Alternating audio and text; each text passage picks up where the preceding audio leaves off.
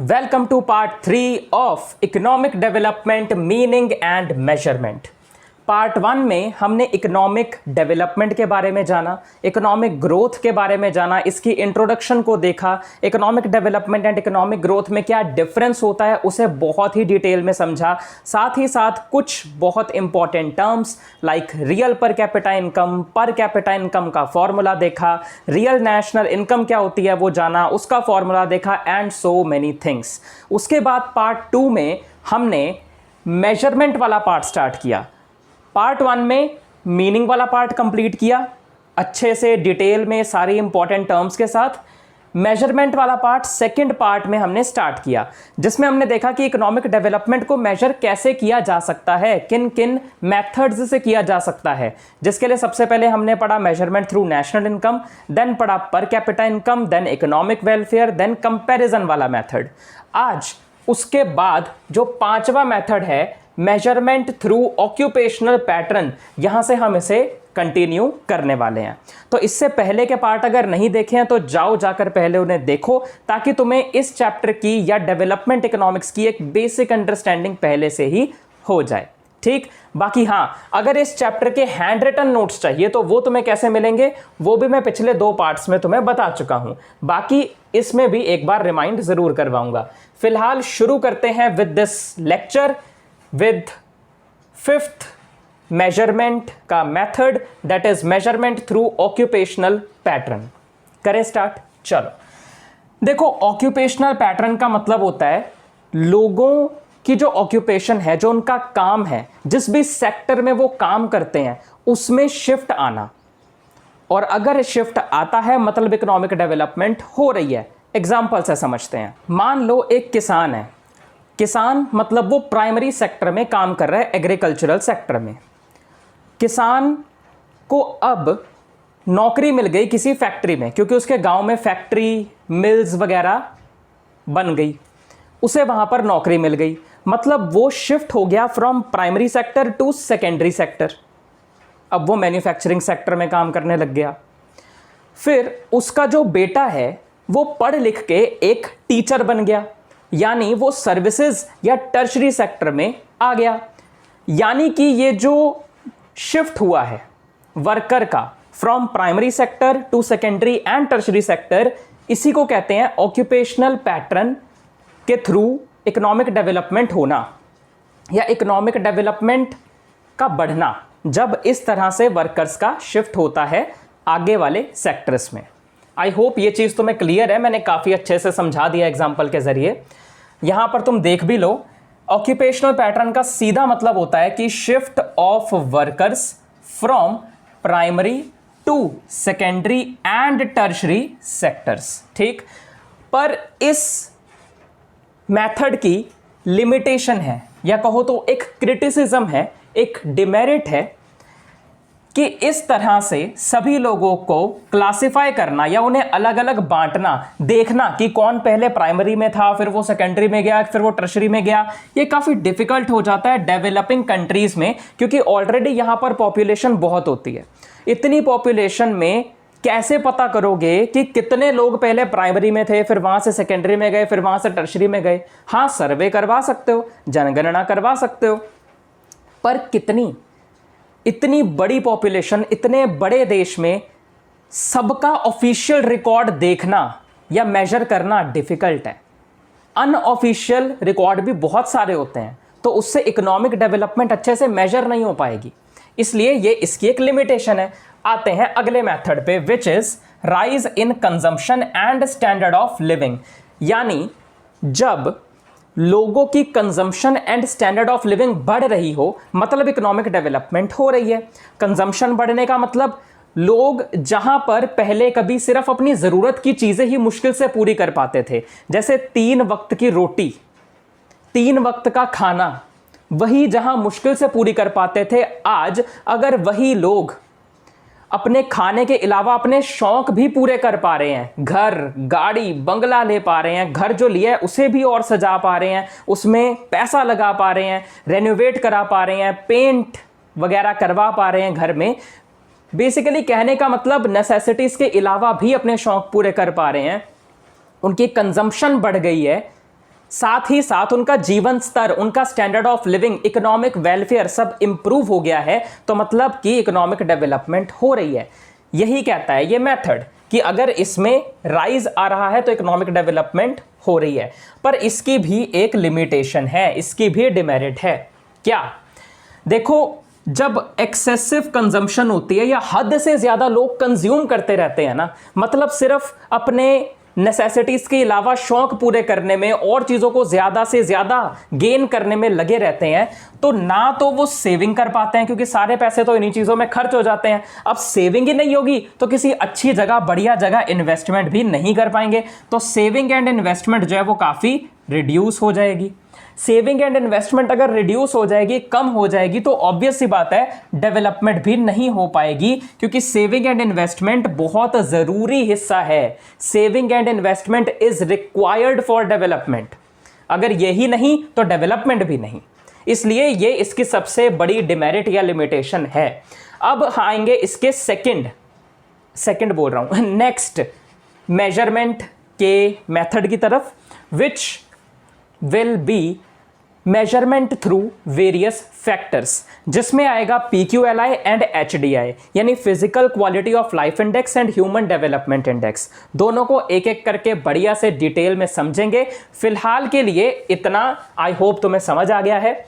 आगे बढ़ने से पहले एक चीज बता दूं, जैसे यहां पर मैंने एरोस के थ्रू और तुम्हें आइडिया देते हुए एक फ्लो चार्ट के थ्रू तुम्हें कॉन्सेप्ट समझाया, बट अगर तुम चाहते हो कि तुम्हें हैंड रिटन नोट्स मिल जाएं, तुम्हें पता चल जाए कि इनको तुम्हें एग्जाम में लाइन वाइज कैसे लिखना है, प्रॉपर उसमें डायग्राम कैसे बनाने हैं, कैसे उसे प्रेजेंट करना है, कैसे चैप्टर को रिवाइज करना है, साथ ही साथ जो 23, 24, 25 पेजों का जो तुम्हारा चैप्टर है उसे कैसे 7 से 8 पेजेस में कंप्रेस करके रिवाइज करना है, वो सब उन नोट्स के जरिए तुम्हें पता चल जाएगा, क्योंकि उन नोट्स में हर एक इंपॉर्टेंट चीज मैंने तुम्हारे लिए प्रोवाइड करी है। एग्जामिनेशन पॉइंट ऑफ व्यू से जो इंपॉर्टेंट है, जो आ सकता है, वो हर एक टॉपिक उसमें इंक्लूड किया है। अब वो हैंड रिटन नोट्स तुम्हें मिलेंगे कैसे? साफ सीधी सी बात है, तुम्हें मैं एक व्हाट्सएप नंबर दे रहा हूं। इस व्हाट्सएप नंबर पे तुम्हें जस्ट मैसेज करना होगा। व्हाट्सएप नंबर क्या है? 82 83 83 36 58 8283833658। ये है व्हाट्सएप नंबर।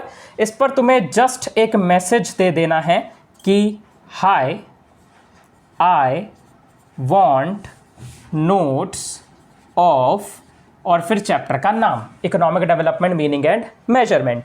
इसके बाद क्या होगा, अगर तुम फर्स्ट 5 स्टूडेंट्स में से एक हो जिसने हमसे हमारे हैंड रिटन नोट्स मांगे हैं, क्योंकि ये हैंड रिटन है, डिजिटल नहीं है, मैं पहले बता रहा हूं, हैंड रिटन नोट्स हैं, अगर तुमने मांगे हैं तो तुम्हें जो QR कोड हम भेजेंगे उसमें जस्ट 49 रुपीज़ पे करने हैं और तुम्हें इस चैप्टर के नोट्स मिल जाएंगे। काफ़ी सस्ते हैं भाई, इससे ज़्यादा तो तुम कहीं अपने दोस्तों के साथ बाहर जाओगे उतना में लग जाएगा खाने पीने में। उसके बाद अगर तुम फर्स्ट 5 स्टूडेंट्स में से नहीं हो और इनके बाद के हो तो तुम्हें ये मिल जाएंगे 99 रुपीज़ में। अभी भी बहुत ज़्यादा नहीं है, 99 रुपीज़ में तुम्हें इस चैप्टर के कंप्लीट नोट्स मिल जाएंगे, हैंड रिटन नोट्स जो मैंने खुद बनाए हैं। ठीक, सो ये थी एक छोटी सी इंफॉर्मेशन अबाउट नोट्स। ठीक है, बाकी अगर तो तुम ये नोट्स ले लेते हो तो तुम्हें ये सब चीज़ें नोट करने की बिल्कुल ज़रूरत नहीं है। तुम्हें जस्ट इसे अभी वीडियो को बैठ के आराम से बैठ के समझना है, फिर नोट्स जब ले लोगे तो नोट्स को बस रोज़ 5 से 10 मिनट लगा के रिवाइज करना है। 7 से 8 पेज जिसके नोट्स हैं, इतना टाइम नहीं लगता रिवाइज करने में, तो बस उसको रिवाइज करते रहना है एंड यू आर डन। तुम्हारे सारी कॉन्सेप्ट क्लियर हो जाएंगे, पूरा चैप्टर क्लियर हो जाएगा, कुछ बचेगा ही नहीं करने के लिए। सो आई होप कि इतना क्लियर है। फिलहाल इतना तुम चाहो तो नोट कर सकते हो या रीड कर सकते हो। वैसे अगर ये नोट्स लेने हैं ना तो तुम्हें ये नोट करने की ज़रूरत नहीं पड़ेगी, इसी की प्रिंट आउट निकाल लो नोट्स की, मोर देन इनफ। फिलहाल मैं साइड हो जाता हूँ, पॉज कर लो, रीड कर लो, फिर हम बढ़ते हैं आगे। चलो अब हम आगे बढ़ते हैं और करते हैं 7th इसको मेजर करने का method, which is measurement of economic development by various factors, जिसमें से पहला फैक्टर है, वैसे 2 ही फैक्टर हैं। पहला है PQLI, जिसकी फुल फॉर्म है physical quality of life index. क्या होता है ये, कैसे फाइंड आउट करते हैं, सब पता करेंगे। ये जो PQLI वाला मेथड है मेजरमेंट का, it was developed by Morris D Morris ने इस मेथड को डेवलप किया था। क्यों किया था? देखो, इससे पहले नेशनल इनकम, पर कैपिटा इनकम जैसे जो मेथड्स थे ना, जो बेसिकली इनकम बेस्ड मेजर थे ना, वो काफ़ी इनएडिक्वेट साबित हुए हैं। क्यों? वो उनकी लिमिटेशंस में हम ऑलरेडी पिछले पार्ट में देख चुके हैं। तो उसी चीज़ को ओवरकम करने के लिए, इकोनॉमिक डेवलपमेंट को और अच्छे से मेजर करने के लिए ये मेथड लाया गया। अब इसमें था क्या क्या वो जानते हैं। इसमें मेन हमें 3 इंडिकेटर्स के बारे में बात करनी है, या 3 चीज़ें जिससे इकोनॉमिक डेवलपमेंट मेजर हो सकती है उसकी बात हमें करनी है। जिसमें से पहला इंडिकेटर है expectancy of life. Expectancy of life का मतलब है average year a person is expected to live. मतलब एक देश में एक व्यक्ति ऑन एन एवरेज कितने साल तक जी सकता है, ये एक्सपेक्टेंसी ऑफ लाइफ के अंडर आता है, ये हमें पता करना है। ठीक, वहीं अगर एक पर्सन किसी एक देश में ज़्यादा सालों तक जी पा रहा है तो मतलब वो ज़्यादा डेवलप्ड है देश। जहाँ कम जी पा रहा है वो कम डेवलप्ड है। क्यों? अगर कोई व्यक्ति किसी एक देश में मान लो 80-90 साल तक जी पा रहा है, मतलब उस देश में एजुकेशन, हेल्थ बहुत अच्छी है, लोगों का जीवन स्तर बढ़िया है, बेसिक नेसेसिटीज़ बहुत अच्छे से उन लोगों की वहाँ पर फुलफिल हो पा रही है। वहीं अगर एक देश में सिर्फ 40-50 या 30 साल तक की ही लाइफ है लोगों की, इसके बाद ज़्यादा वो नहीं जी पाते किसी भी रीज़न की वजह से, इसका मतलब वो देश डेवलप्ड नहीं है, क्योंकि वहाँ पर हेल्थ फैसिलिटीज़ अच्छी नहीं होंगी।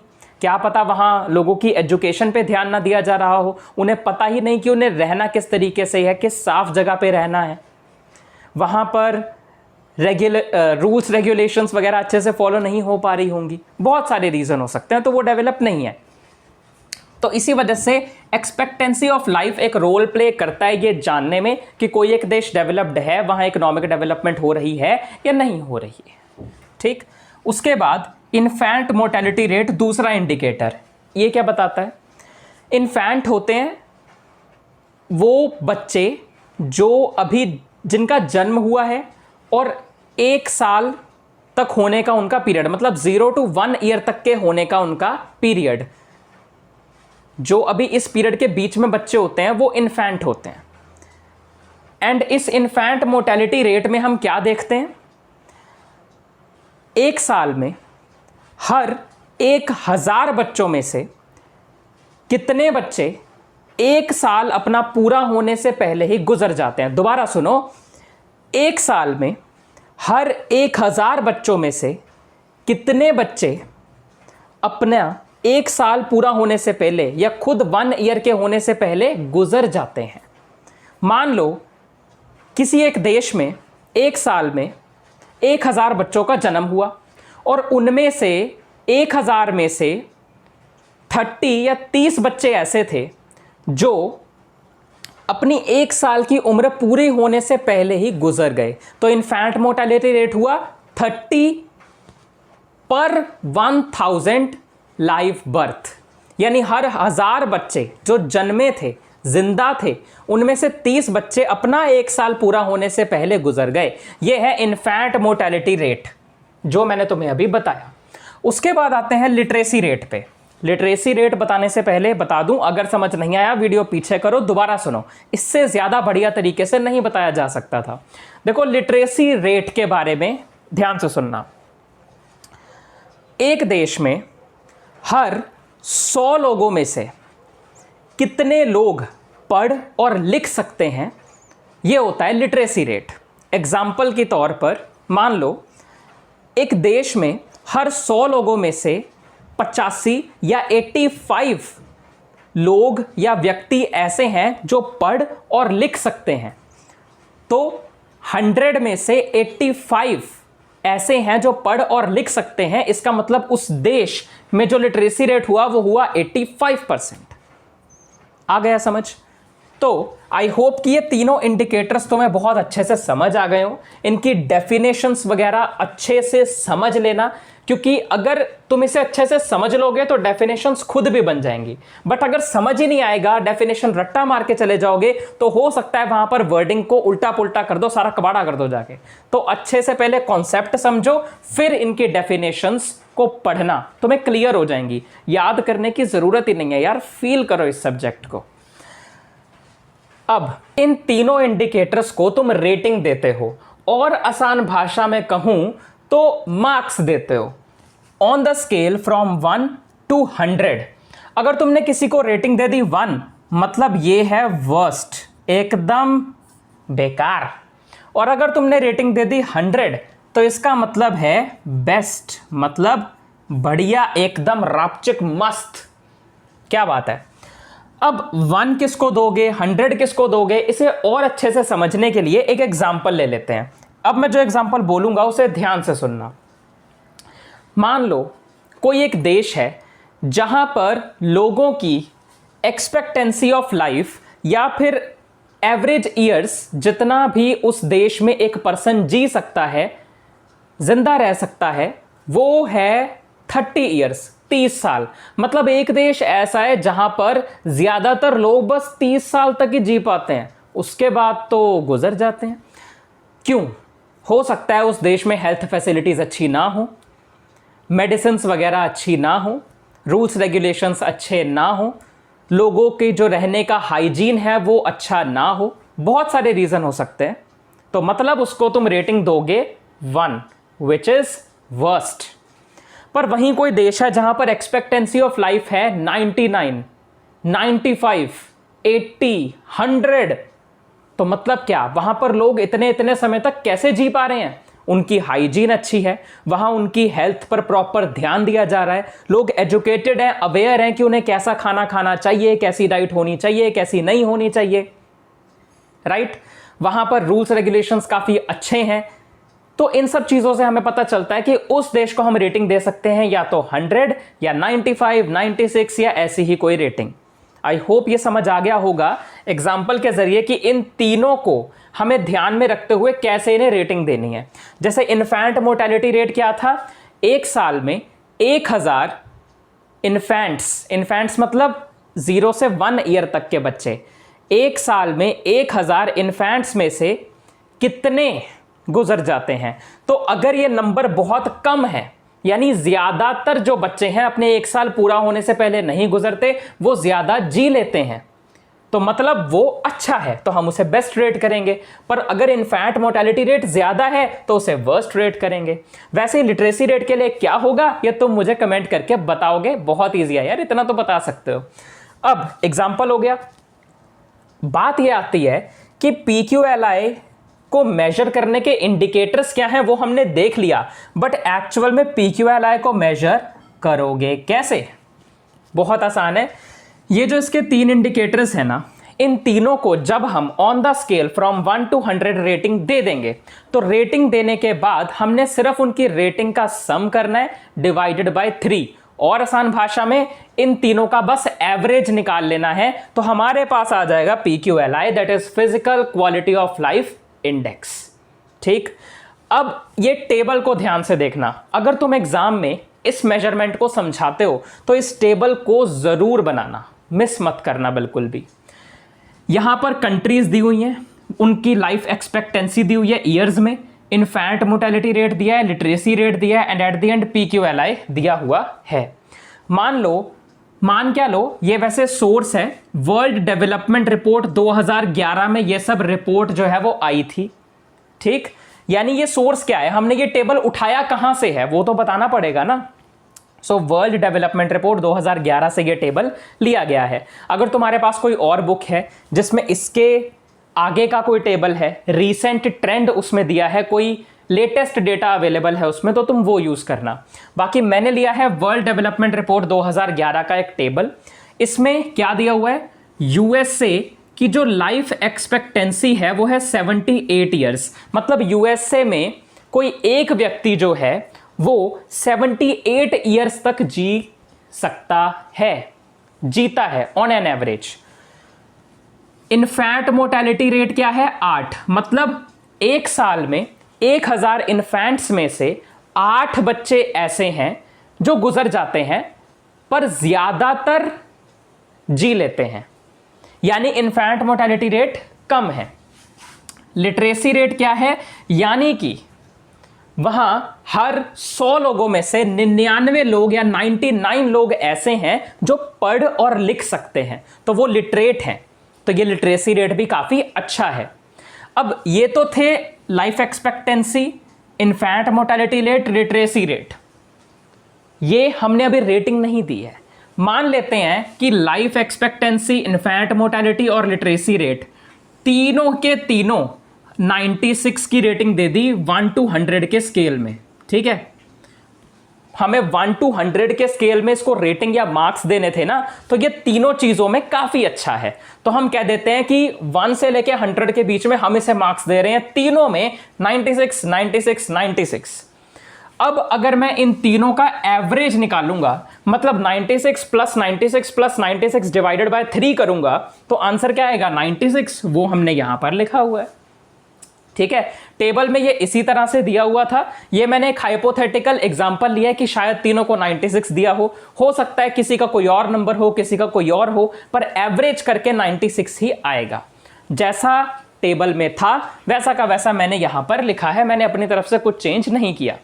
ठीक है, आई होप ये समझ आ रहा हो, इसमें ज्यादा कंफ्यूज मत होना। सिंपल सा टेबल है, जो चीजें यहां पढ़ी हैं उसको बस प्रैक्टिकली हम अलग अलग कंट्रीज के लिए देख रहे हैं कि वहां पर ये सब चीजें कैसी हैं और उस हिसाब से उनका PQLI कैसा है। ये तो सिर्फ तुम्हें एक एग्जांपल देने के लिए मैंने करा था, ताकि तुम ये कंफ्यूज मत हो जाना कि सर इन तीनों का एवरेज तो कुछ और बनता है, यहां 96 कैसे लिख दिया। ये 96 इन तीनों का एवरेज नहीं है, इन तीनों को जो रेटिंग दी जाएगी ना 1 से 100 के बीच में, उनका एवरेज है ये PQLI। इस चीज से कंफ्यूज मत होना। बिल्कुल हमने यूएसए के लिए देख लिया, ऐसे ही चाइना के लिए है और ऐसे ही इंडिया के लिए है। यहां इंडिया की ये तुम्हें थोड़ा कम दिख रही होगी ये चीजें, क्योंकि ये 2011 की रिपोर्ट है। अभी काफी ग्रोथ हुई है, काफी डेवलपमेंट हुई है। और रीसेंट डेटा क्या है, अगर तुम्हें कहीं मिलता है, तुम्हारी बुक में कोई रीसेंट डेटा दिया है, कोई इसके बाद का नया डेटा दिया है, तो एग्जाम में वो लिखना। ठीक, बाकी इस टेबल में जितनी भी चीजें तुमने समझी हैं, तुम्हें समझ आई हैं, और एग्जाम में भी ये आंसर लिखते हुए तुमने ये टेबल बनाया है, जो कि तुम्हें बनाना ही है, उसके बाद इसकी एक्सप्लेनेशन जरूर लिख देना अपने शब्दों में, that this table contains countries, their life expectancy rate, their infant mortality rate and literacy rate. Eventually we have calculated PQLI from these 3 indicators and so on। जो भी तुमने यहां से देखा है कि the source of the table is World Development Report 2011, तुम्हें अपने शब्दों में एक्सप्लेन कर देना है। एग्जामिनर टेबल देखेगा, तुमने जो भी मोटे मोटे पॉइंट लिखे हैं उन्हें, तुमने जो भी मोटे मोटे पॉइंट्स तुम अंडरलाइन करोगे, फिर उसकी डेफिनेशन लिखोगे, उसे देखेगा। जब तुम कोई भी टेबल बना के या कोई डायग्राम बना के नीचे उसकी एक्सप्लेनेशन देते हो ना, तो उसमें इतना ध्यान कोई नहीं देता। उसमें ध्यान दिया जाता है तो सिर्फ मेन पॉइंट्स पर, मेन वर्ड्स पर। मेरे हिसाब से तो जब भी तुम ऐसा कोई आंसर लिखो ना, तो जैसे तुमने बनाया एक्सपेक्टेंसी ऑफ लाइफ, फिर ऐसे तुमने कॉलन बनाया, उसके बाद तुमने इसकी डेफिनेशन लिखी अपने शब्दों में, like average years expected of a person वगैरह वगैरह, जो भी तुमने यहां पर उसकी डेफिनेशन लिखी। तो वो मेन पढ़ते हैं सिर्फ ये, वो डेफिनेशन इतनी मेन कोई नहीं पढ़ता अगर वो बहुत बड़ी हो तो। इन्फैंट मोर्टेलिटी रेट के लिए कॉलन डाला, उसकी डेफिनेशन लिखी, ऐसे करा, उसकी डेफिनेशन लिखी। तो मेन एग्जामिनर क्या देखता है चेक करने वाला, कि तुमने पॉइंट्स सारे लिखे हैं कि नहीं, तुमने टेबल बनाया है कि नहीं, टेबल का सोर्स मेंशन किया है कि नहीं, उसके बाद तुमने जो PQLI की मेन इंट्रोडक्शन है उसमें ये मॉरिस डी मॉरिस का नाम मेंशन किया है या नहीं, क्यों इसे इंट्रोड्यूस किया गया वो चीज तुमने मेंशन करी है कि नहीं। ये चीजें देखते हैं, जो मोटे मोटे पॉइंट्स होते हैं। बाकी बीच में तुम जो मर्जी कथा लिखते रहो, जो मर्जी का मतलब जो मर्जी भी नहीं होता, ऐसा नहीं हो गाने लिखते रहो, मतलब उससे रिलेटेड होना चाहिए, बट मेन पॉइंट पर फोकस किया जाता है। इसी के बेसिस पर पेपर चेक होते हैं, जहां तक मैंने एक्सपीरियंस किया है। बाकी उसके मूड पर भी डिपेंड करता है। बाकी हाँ, ज़्यादा नहीं सोचना, जितना करवा दिया। आई होप तुम्हें समझ आया हो। देख लो ध्यान से, ये जैसा कि मैंने तुम्हें बताया एक एरो डाल के फ्लो चार्ट के जरिए तुम्हें बताया, बट अगर तुम्हें चाहिए बिल्कुल डिटेल में लाइन बाय लाइन एक्सप्लेनेशन जैसी तुम अपने एग्जाम में लिखोगे, उसके लिए तुम्हें चाहिए मेरे हैंड रिटन नोट्स, और उसके लिए तुम्हें मुझे मैसेज करना पड़ेगा व्हाट्सएप पर इस नंबर पे 82 83 83 36 58 8283833658। पहले 5 स्टूडेंट्स में से एक हो तो 49 रुपीज़ में इस चैप्टर के नोट्स मिल जाएंगे, handwritten notes, not digital notes, ठीक है ना। इतने पैसे में इतना ही मिलेगा। अगर उसके बाद के स्टूडेंट हो तो 99 रुपीज़ में, तब भी कोई ज़्यादा तो नहीं है। आई होप क्लियर है सब कुछ। साइड हो जाता हूँ, नोट करना है नोट कर लो, रीड करना है रीड कर लो, नोट्स लेने हैं तो बस रीड करो, राइट करने की ज़रूरत नहीं है क्योंकि वो तुम नोट्स की PDF का प्रिंट निकलवा लेना, बाकी तुम्हारे ऊपर है। मैं साइड हो जाता हूं। अब सब लोग सोच रहे होंगे सर चैप्टर तो अभी बाकी है, ह्यूमन डेवलपमेंट इंडेक्स तो आपने कराया ही नहीं। डेवलपमेंट के इन मेजरमेंट्स में जो प्रॉब्लम्स आती हैं, कौन से देश में कौन सा मेजरमेंट वाला मेथड ज़्यादा बेटर है, कैसे पता चलेगा, ये सब चीज़ें तो रहती हैं। तो मैंने कब मना किया भाई मैं नहीं कराऊंगा, नेक्स्ट पार्ट में आ जाएंगी। तुम देख रहे हो कि पिछले जो पार्ट्स कुछ आए हैं वो इतना गैप में नहीं आ रहे हैं, 3 से 4 दिन का या मैक्सिमम 5 दिन का गैप हो रहा है।